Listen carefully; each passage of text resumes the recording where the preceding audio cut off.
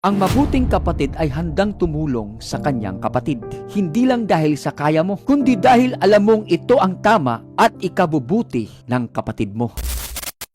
Narito ang 3 bagay na hindi dapat gawin ng mabuting kapatid kapag ang kapatid niya ay nasa problema at kagipitan. Number 1, huwag manumbat o magparinig.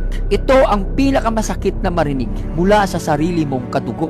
Ang linyang buti nga sa'yo at sabi ko na nga ba, tandaan, ang problema ay hindi oras para patunayan na tama ka sa mga sinasabi mo noon tungkol sa kapatid mo. Number 2, huwag ipagkalat ang kahihiyan ng kapatid mo. Kahit pa sa ibang kapatid o kahit sa magulang ninyo. Kung ang kapatid mo na nasa kagipitan ay nagtapat ng lihim o kahinaan sa'yo, huwag na huwag mo itong gawing pulutan o chismis. Ang paglabag sa tiwalang ito ay mas malalim na sugat kaysa sa orihinal na problema. And number 3, huwag abandonahin o i-unfriend dahil sa kahihiyan. May mga pagkakataon na ang problema ng kapatid mo ay nakakadungis o kaya nakakasira ng imahe ng pamilya nyo. Ang mabuting kapatid ay hindi lalayo para protektahan ang sarili niyang imahe at hindi niya ikakahiya ang kapatid niya sa harap ng ibang tao. Kapatid, ang kailangan ng kapatid mo ay tulong mula sa iyo,